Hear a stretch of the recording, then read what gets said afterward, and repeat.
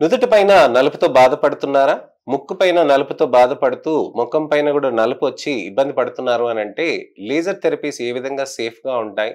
అసలు ఈ నలుపు ఎందుకొస్తుంది?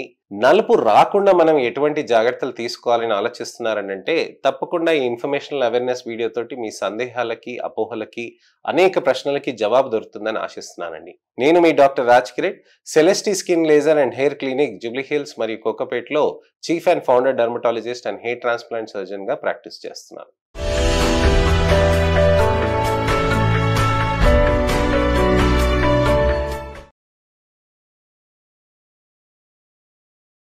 నలుపు అనేది మన చర్మంలో బ్రౌన్ కలర్ లో ఉంటుందండి, బ్లాక్ కలర్ లో ఉంటుంది. నలుపు అనేది మనకి గోధుమ రంగులో ఉన్నప్పుడు మనకి రంగుగా డెఫినిషన్ గా ఉంటుంది. కానీ అదే నలుపు వస్తే గనక మనం కొద్దిగా ఇబ్బందిగా మారుతాం. అలాంటప్పుడు ఎందుకు వస్తుంది ఈ నలుపు అనే దాని గురించని నేను మీకు ఇవాళ వివరిస్తానండి. నల్ల కణాలు మన చర్మంలో ఉంటాయండి. వాటి పేరే మెలనోసైట్. ఈ మెలనోసైట్ అనేది ఏం చేస్తుందనంటే దాని పని రోజు మెలనిన్ ప్రొడక్షన్ చేయటం. ఈ మెలనిన్ ఏం చేస్తుంది అనంటే హార్మ్ఫుల్ అల్ట్రావైలెట్ రేడియేషన్ ఏదైతే సన్లైట్ నుంచి వస్తుందో, మన సూర్యుడు వెలుతురు నుంచి వస్తుందో దాన్ని అబ్జార్బ్ చేస్తుంది అనమాట. సార్ నేను అసలు ఎండకే వెళ్ళను, నేను అసలుకి ఎండలో తిరగను, నేను బయటనే ఉండను, నేను అసలు ఇంట్లోనే ఉంటాను, నాలుగు గోడల మధ్యలో ఉంటాను, అయినా కానీ నాకు ట్యానింగ్ ఎలా వస్తుంది సార్, నాకు నలుపు ఎందుకు అవుతుంది అని చాలా మంది అడుగుతూ ఉంటారు. మనం గమనించాల్సింది ఏంటంటే సన్లైట్ వెలుతురు అనేది మనకి ఎప్పుడు వస్తూనే ఉంటుంది. సూర్యుడు వెలుతురు అంటే సూర్యుడు దగ్గర గాని అంటే ఎండకు ఉండటం కానీ లేకపోతే బయట ఉండాల్సిన అవసరం లేదండి. సన్లైట్ అనేది మనకి రెగ్యులర్ గా చర్మం పైన పడుతున్నప్పుడు అలాంటప్పుడు చర్మ కణాల్లో మనకి నల్ల కణము మెలనోసైట్ ఏదైతే చెప్పానో అది మెలనిన్ ప్రొడక్షన్ అనేది చేయటం దాని సహజం, దాని బాధ్యత. సో మనకి సన్లైట్ అలా పడుతున్నప్పుడు కంటిన్యూస్ గా దానికి హార్మ్ఫుల్ అల్ట్రావైలెట్ రేడియేషన్ ఉంటుంది కాబట్టి దానికి అక్కడ ప్రొటెక్షన్ కోసం అనేది మెలనిన్ ఒక లేయర్ లాగా ఫామ్ అవుతుంది అనమాట. ఆ లేయర్ లాగా ఫామ్ అయిన దాన్ని మనము ఇమీడియట్ పిగ్మెంట్ డార్కెనింగ్ కానీ ట్యాన్ గా కానీ అంటాం అనమాట. ఇమీడియట్ పిగ్మెంట్ డార్కెనింగ్ అనేది ఒక సైంటిఫిక్ టర్మ్ అండి. ట్యాన్ అనేది ఒక కామన్ టర్మ్ అనమాట. సో ఇలా ఇమీడియట్ పిగ్మెంట్ డార్కెనింగ్ అనేది అయిన దానికి మనకి ఎప్పుడైనా కానీ మనకి నలుపు అయినట్టుగా కనిపిస్తారు. కొంతమంది ఇమీడియట్ ట్యానర్స్ ఉంటారండి. ఇమీడియట్ ట్యానర్స్ అని అంటే మనం చర్మం ఇలా నలుపు ఇమీడియట్ గా అయిపోతుంది అనమాట. ఎలా ఇప్పుడే నేను ఇలా 15 నిమిషాలు ఇలా బయటికి వెళ్ళేసి వస్తాను అని చెప్పి బయలుదేరుతారు కదండి. ఇలా 10 నిమిషాలు అలా బయటికి వెళ్ళేసి రాగానే వెనక్కి రాగానే ముఖమంతా చర్మము, తర్వాత చేతుల పైన ఉన్న చర్మము అంతా నల్లగా అయిపోతుంది అనమాట. అది ఒక రోజు మళ్ళీ 2 రోజులు కాగానే మళ్ళీ నార్మల్ గా వచ్చేస్తుంది అనమాట. వీళ్ళని ఇమీడియట్ ట్యానర్స్ అని అంటారనమాట. ఈ ఇమీడియట్ ట్యానర్స్ ఏంటంటే వాళ్ళు ఇంకా రిపీటెడ్ గా సన్ ఎక్స్పోజర్ అవుతూ ఉంటే దానివల్ల ఇంకా ఎక్కువగా ట్యాన్ గా మారిపోతూ ఉంటుంది. ఇలా ఈ విధంగా ట్యాన్ గా మారిపోవటం తోటి చర్మంలో మనకి నలుపు అనేది పేరుకుపోతూ ఉంటుంది. మరి నుదుటి పైన ఎందుకు వచ్చింది డాక్టర్ గారు, ముక్కు పైన ఎందుకు వచ్చింది అని చాలా మంది అడుగుతూ ఉంటారు.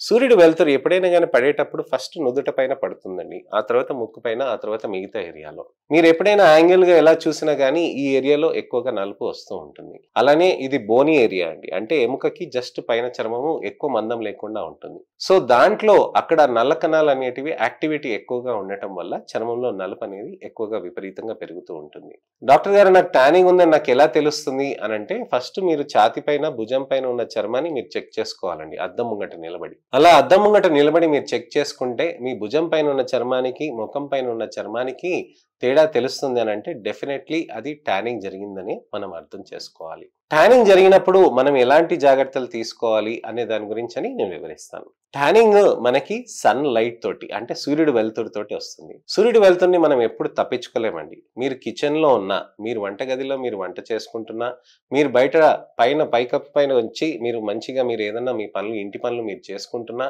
పైన వాకింగ్ చేస్తున్నా, సాయంత్రం పూట వాకింగ్ చేస్తున్నా, ఉదయం పూట 6ంటికే లేచి వాకింగ్ చేస్తున్నా మీకు సూర్యుడు వెలుతురుతో ట్యానింగ్ వచ్చే ఛాన్సెస్ ఎక్కువగా ఉంటాయి. చెమటలు వచ్చినప్పుడు అప్పుడు ఎండకు ఉండటం వల్ల ఇంకెక్కువగా ఉంటుందండి. బీచ్ లో వెళ్ళినప్పుడు కూడా మీకు ఎక్కువగా ట్యానింగ్ అయ్యే సందర్భాలు ఉంటాయి.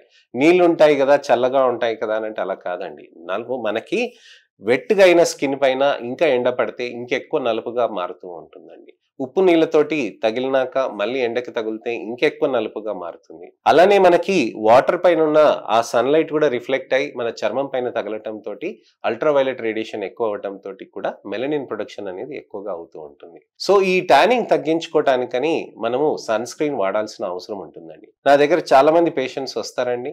చాలా మంది సార్ నేను ఇలా అవుట్ స్టేషన్ ట్రిప్కి వెళ్తున్నాను, ఒక మంచి 50 SPF సన్ స్క్రీన్ కానీ సజెస్ట్ చేయండి సార్, దాన్ని అలా వాడుకోవటం వల్ల నాకు కొద్దిగానే నాకు ట్యానింగ్ ప్రొటెక్షన్ వస్తుంది కదా అని అడుగుతూ ఉంటారు. మంచిగా సన్ ప్రొటెక్షన్ వాడుకొని మెడపైన, ముఖం పైన, చేతుల పైన సన్ స్క్రీన్స్ వాడుకొని ట్యానింగ్ ఎక్కువ కాకుండా జాగ్రత్త పడుతూ ఉంటారు. తర్వాత ఎలాగో లేజర్ థెరపీస్ చేయించుకోవాలి. కానీ ఉన్నదానికి మనం ప్రొటెక్షన్ చేసుకోవటానికని మనం ఖచ్చితంగా మనం సన్ స్క్రీన్స్ అనేది పెట్టుకోవచ్చు అనమాట. సో సన్ స్క్రీన్స్ అనేది మనం ప్రతి 2 గంటలకి పెట్టాలండి. ఎప్పుడైనా కానీ మీరు అవుట్డోర్ యాక్టివిటీస్ చేస్తున్నారని అంటే గుర్తు చేసుకోండి. ఎప్పుడైనా కానీ మీరు వాటర్ బాటిల్ ఎలా అయితే తీసుకెళ్తారో అలానే సన్ స్క్రీన్ మీ జేబులో ఉండాలి ఖచ్చితంగా. అలా ఉండి సన్ స్క్రీన్ని పదే పదే మనం పెడుతూ ఉండాలి. ఎంత ఎక్కువగా పెడుతూ ఉంటే, ఎంత రిపీటెడ్‌గా పెడుతూ ఉంటే అంత సన్ ప్రొటెక్షన్ అయ్యి మనకి నలుపు అనేది రాకుండా ఉంటుంది. అల్ట్రా వయలెట్ రేడియేషన్ ఉన్నది మనకి చర్మంలో రాకుండా ఉండటానికని సన్ స్క్రీన్ ఒక కవచం లాగా పనిచేస్తుంది. ఎలా పనిచేస్తుంది కవచం లాగా అనంటే సన్ స్క్రీన్ ఒక లేయర్ లాగా ఫార్మ్ అయినప్పుడు అది సన్‌లైట్‌ని అబ్జార్బ్ చేసుకొని డీగ్రేడ్ అయిపోతుందన్నమాట. అంటే అది ఇమ్మీడియేట్‌గా కరిగిపోతుందన్నమాట. అలా కరిగిపోవటం కోసమని దాన్ని దట్టంగా పెట్టాల్సిన అవసరం ఉంటుంది. ఆ దట్టంగా పెట్టటం తోటి సన్ స్క్రీన్ మీకు అక్కడ అంతా డ్యామేజ్ జరిగేదంతా మీకు అక్కడ తగ్గిపోతూ ఉంటుంది. అప్పుడు మెలనోసైట్ నేను చెప్పాను కదండీ! మెలనోసైట్ అనేది ఒక మెలనిన్‌గా ఇవ్వాల్సినది ఆ బాధ్యత ఏదైతే ఉంటుందో దానికి నెమ్మదిగా సన్‌లైట్ తగలదు కదా! అల్ట్రావైలెట్ రేడియేషన్ తగలదు కదా! అందుకోసమని అది నెమ్మదిగా తగ్గిపోతూ ఉంటుందన్నమాట. సో మెలనిన్ అనేది మనకి ఎక్కువ ప్రొడక్షన్ అనేది లేకుండా ఉండాలి అనంటే సన్ స్క్రీన్ అనేది మనం ఖచ్చితంగా పెట్టాలి. ఎప్పుడైతే ఏ పూటైతే సన్ స్క్రీన్ మనం మిస్ అవుతామో మళ్ళీ నలుపొస్తుంది. కానీ ఆ పూట మిస్ అయినాం కదా అని మళ్ళీ ఎలాగో అవుతుంది కదా అని వదిలేయకూడదు. దానికి ఖచ్చితంగా మళ్ళీ టాపప్ చేసుకుంటూ ఉండాలి. ఎక్కువ నలుపొచ్చినప్పుడు ఇంకా ఎక్కువ సన్ ఎక్స్‌పోజర్ అవుతుంటే ఇంకా అవసరం ఉందని మెలనోసైట్ ఇంకా ఎక్కువ నలుపుని చేస్తుంది. మనం నల్ల కణాలను ఏమైనా రెగ్యులేట్ చేయొచ్చా? మనం చెప్పింది వింటుందా అనంటే అలాంటిది ఏమి ఉండదండి. మెలనోసైట్ దాని పని, దాని బాధ్యత అది చేస్తూ ఉంటుంది.